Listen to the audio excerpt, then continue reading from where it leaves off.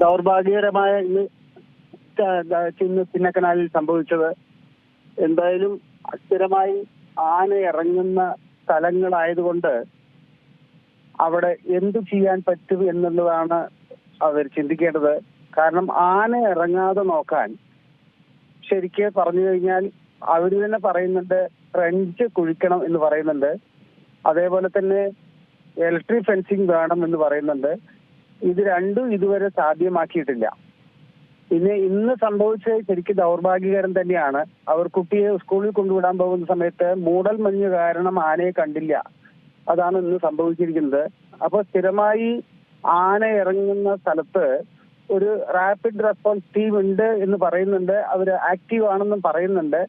പക്ഷെ ഇങ്ങനെ ആന ഇറങ്ങിക്കഴിഞ്ഞാൽ എവിടേക്ക് കയറി പോകുന്നു നോക്കാനൊന്നും ആ ഒരു സംവിധാനവും ഇല്ല.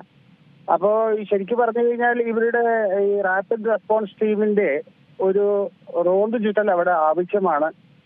എന്നിട്ട് ആവശ്യമായ ഈ ജനങ്ങൾക്ക് മുന്നറിയിപ്പ് കൊടുക്കേണ്ടതും വളരെ അത്യാവശ്യമാണ്. ജനങ്ങള് ശ്രദ്ധിക്കുന്നില്ല. കാരണം സ്ഥിരമായി ആന ഇറങ്ങുന്നത് കൊണ്ട് അവരും ആനയെ അത്ര കാര്യമാക്കുന്നില്ല എന്നാണ് വിചാരിക്കുന്നത്. പണ്ടത്തെ പോലെയല്ല ഇപ്പോഴത്തെ ആന. പണ്ട് ആനകളൊന്നും അക്രമകാരി ആയിരുന്നില്ല. അവര് ഇറങ്ങിയാൽ കൃഷി നശിപ്പിച്ച് കുറച്ച് ഭക്ഷണവും കഴിച്ച് അവർ പോകുമായിരുന്നു. ഇന്ന് അതെല്ലാം സ്ഥിതി മനുഷ്യനെ കണ്ടു കഴിഞ്ഞാൽ അത് ആക്രമിക്കാൻ തുടങ്ങിയിരിക്കുന്നു. അതുകൊണ്ട് വന്യജീവി സംഘർഷം വളരെ കൂടുതലാണ്. ഇത് ഇല്ലാതാക്കണമെങ്കിൽ ആനയെ ഈ ഇറങ്ങുന്ന സ്ഥലത്ത്, ജനങ്ങൾ താമസിക്കുന്ന സ്ഥലത്ത് ഇറങ്ങാതാക്കുക തന്നെ വേണം.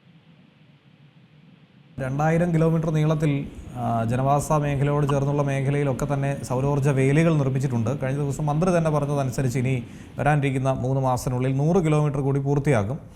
5 വർഷത്തിനുള്ളിൽ അതൊരു 2000 കിലോമീറ്റർ കൂടി പുതുതായി നിർമ്മിക്കുന്ന രീതിയിലേക്ക്, അതായത് ഇപ്പോഴുള്ളതിനേക്കാൾ ഇരട്ടി സൗരോർജ്ജ വേലികൾ നിർമ്മിക്കും എന്നുള്ള ഉറപ്പൊക്കെ തന്നെ നൽകിയിട്ടുണ്ട്. അപ്പോൾ ആനയെ സംബന്ധിച്ച് നമ്മൾ പല വീഡിയോകളും മറ്റുമൊക്കെ സമൂഹ മാധ്യമങ്ങളിൽ കണ്ടിട്ടുണ്ട്. ഈ സൗരോർജ്ജ വേലിയിൽ വൈദ്യുതി ഉണ്ട്, അത് തങ്ങൾക്ക് കടന്നു പോകാൻ ബുദ്ധിമുട്ടാണെന്ന് മനസ്സിലാക്കി തൊട്ടടുത്തുള്ള മരമൊക്കെ തന്നെ ഓടിച്ച് അതിന് മുകളിലേക്കിട്ട് ആനകളിത് കടക്കുന്ന നിരവധി വീഡിയോകൾ ഇതിനോടകം തന്നെ പുറത്തു വന്നിട്ടുണ്ട്. അപ്പോൾ ഇതൊരു ഫലപ്രദമായ മാർഗ്ഗമാണോ ആനയെ തുരത്താൻ? മറ്റെന്ത് മാർഗ്ഗമാണുള്ളത് ആനയെ നമുക്ക് തടയാനായിട്ടുള്ളത്?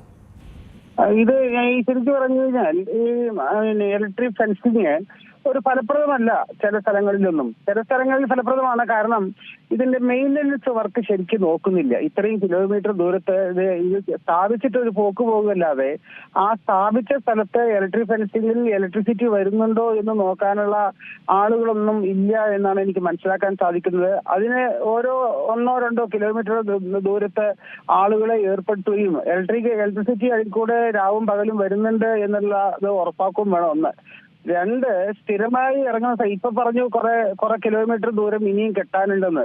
അത് ഇപ്പൊ ഞാൻ കെട്ടാൻ പറ്റുന്ന സ്ഥലത്ത് ഇലക്ട്രിക് ഫെൻസിങ് ആകാം. അല്ലാത്ത സ്ഥലത്ത് ട്രെഞ്ച് തന്നെ വേണം. ശരിക്കും ചില സ്ഥലങ്ങളിൽ ട്രെഞ്ച് കുഴിച്ചാൽ മാത്രമേ അത് ഈ ആന വരുന്നതിന് നമുക്ക് തടയാൻ സാധിക്കുള്ളൂ.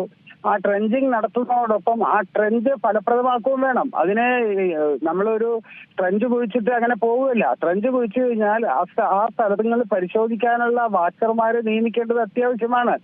ഇത് ഒരു സംഗതി ചെയ്തു തന്നു അതോടുകൂടി എല്ലാം കഴിഞ്ഞു എന്നുള്ള ഒരു നടപടിയല്ല വേണ്ടത്. അത് ശരിയായ രീതിയിൽ പരിചരിക്കുകയും കൂടെ വേണം.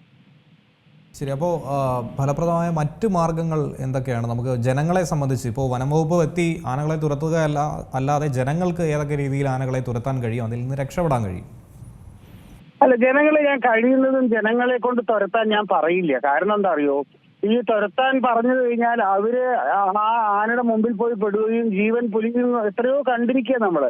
അതുകൊണ്ട് അവര് ആന ഇറങ്ങിയെന്ന് കണ്ടു കഴിഞ്ഞാൽ 1 ദിവസം 2 ദിവസം കുട്ടികളെ പഠിപ്പിച്ചില്ലെങ്കിൽ വേണ്ടില്ല, വീട്ടിനകത്ത് തന്നെ കഴിഞ്ഞുകൂടുകയാണ് ഏറ്റവും നല്ലത്. അല്ലാതെ അതിനെ ആക്രമിക്കാൻ പോയി അത് തിരിച്ച് ആക്രമിക്കുകയും ജീവൻ നഷ്ടപ്പെടുകയും ഒക്കെ സംഭവിക്കുന്നത് വളരെ വളരെ വളരെ ദൗർഭാഗ്യകരമായ സംഭവങ്ങളാണ്. അപ്പൊ അവരുടെ ജീവൻ നഷ്ടപ്പെടുത്തുന്ന രീതിയിൽ ആന ഇറങ്ങിക്കഴിഞ്ഞാൽ അതിനെ പിന്തുടർന്ന് അതിനെ കാട്ടിലേക്ക് കയറ്റാൻ ഞാൻ ജനങ്ങളോട് പറയില്ല. പക്ഷെ ജനങ്ങൾക്ക് വേണ്ടി റാപ്പിഡ് റെസ്പോൺസ് ടീം അവിടെ സംഘടിച്ച് ജനങ്ങളുമായി സഹകരിച്ച് അത് മുകളിലേക്ക് കയറ്റിവിടാം, അല്ലെങ്കിൽ അതിനെ തുരത്താം. അങ്ങനെയൊക്കെ ചെയ്യാം. അല്ലാതെ ജനങ്ങൾ മാത്രം തുരത്തുന്നതിനോട് ഞാൻ യോജിക്കുന്നില്ല.